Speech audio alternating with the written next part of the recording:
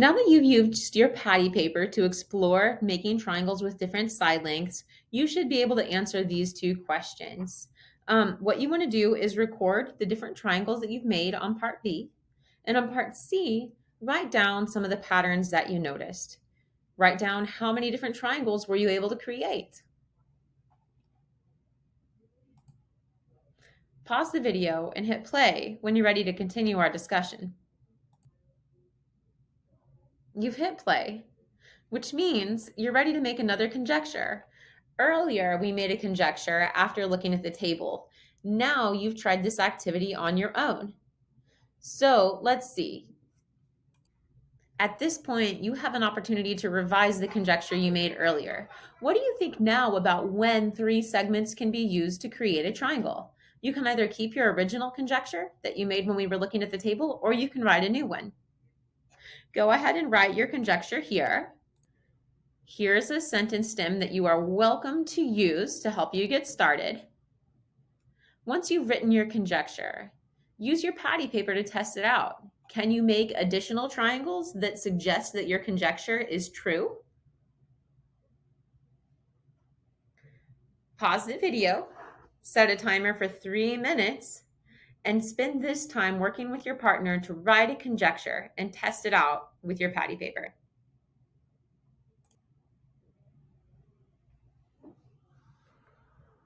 Nice job thinking through your conjectures. You've hit play, which means you're ready to move on to the next part of this lesson.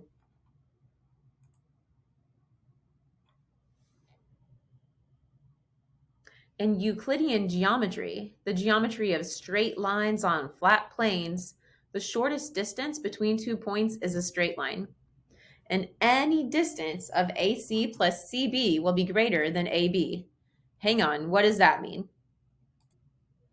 Looking down here at my bottom left triangle, what that means is that if I put the segment AC together with CB, that is going to be greater than the distance from A to B.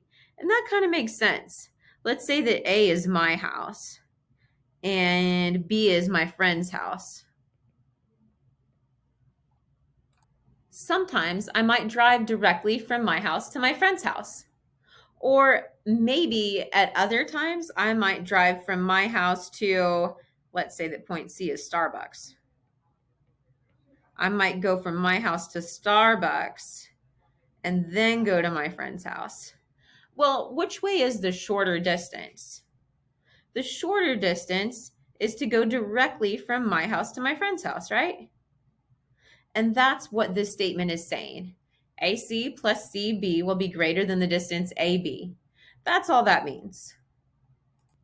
The other triangle shows that to us too. It just shows it using a different set of sides. It says that the distance from BA to AC is going to be greater than the distance directly from B to C. And you can see that in your triangle down here. And there's a third triangle that shows the same pattern. This is a formal way of talking about distances and side lengths. And we can use this fact to help us determine whether three segments can make a triangle. Here's how. Let's say that we had a triangle and it had 3 different side lengths. One side was, we'll just call it the short side. The next side was the medium side. And then the third side, let's just call it the long side. So we have a short side, we have a long side, and we have a side that's in between, the medium side. What we know is that the short side plus the medium side will be longer than the long side. If that is true, then those 3 side lengths can make a triangle. Here's how we could say that in words. If the sum of the 2 shortest side lengths is greater than the longest side length, then the side lengths can form a triangle.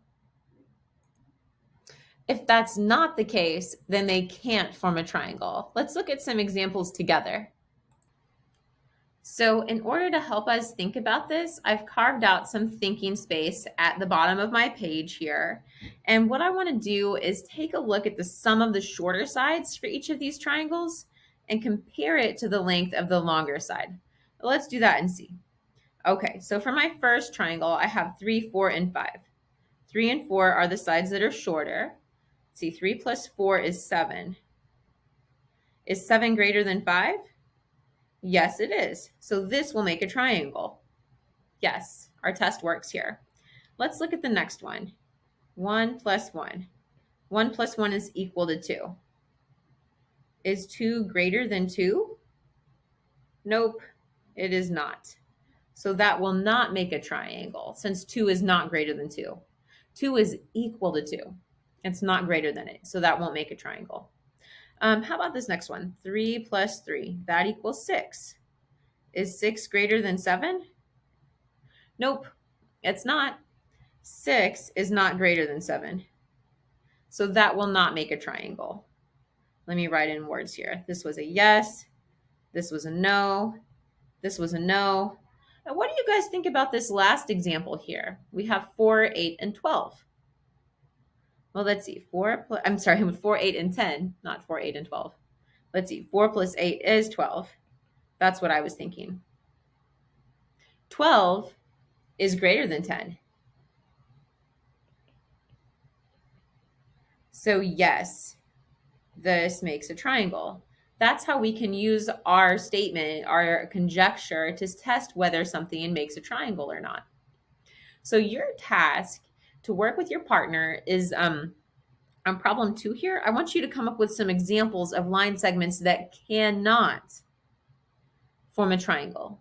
So I want you to come up with at least 3 different examples of sets of side lengths that cannot form a triangle. They will not work.